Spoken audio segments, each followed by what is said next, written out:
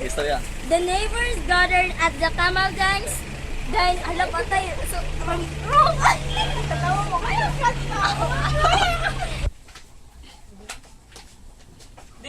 The neighbors gathered at the Kamaldang's dining room. They took turns. The neighbors gathered at the Kamaldang's dining room. They took turns trying to make them speak. But the two continued to sit staring at each other in silence. Kamaldang looked at her husband threateningly for a moment, then closed her eyes. Kaugong knew that she did so to avoid looking at the neighbors. He also closed his eyes and ignored everyone who had come up to his house. Kamaldang was very angry with her compadre's interference, but she dared not speak her mind. She pretended to be sleeping. The compadre was very much worried.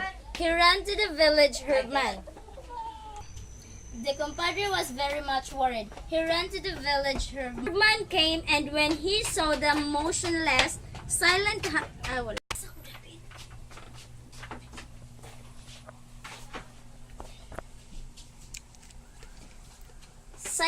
husband and wife sitting at the table, he declared that they were bewitched. He spread a woven board mat in the center of the sala and asked the bewitched couple to lie down. Kaugong obediently lay down and closed his eyes. He curled up and went to Go. Kaugong obediently lay down and closed his eyes.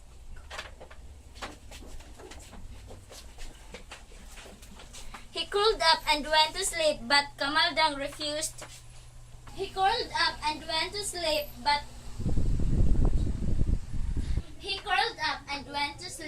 Kamaldang refused to get up from where she sat at the dining table. The herdsman said, The spirit that has taken possession of her is very stubborn. I must break its spell. Hindi, sampay naman. He turned and then produced from a small bag which he always carries 9 pieces of betel leaves, a piece of areca nut, and a little lime from a tiny bottle.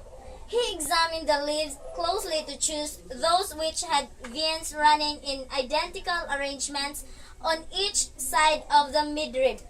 He cut the nut into 9 pieces. He spread them and wrapped them around each piece of areca nut. He now had 9 rings of the leaves. He represents the lost spirit of the couple, he said. The herdsman showed the leaf and nut. When he had showed it, he spat on his palm, dropped a forefinger of the other hand into the nut-colored saliva and marked with it a cross on the forehead of Kaugong and Kamaldang. Kaugong did not seem to feel the old man's finger on his forehead. Kamaldang caught the man's forefinger and twisted it. Kaugong, come back!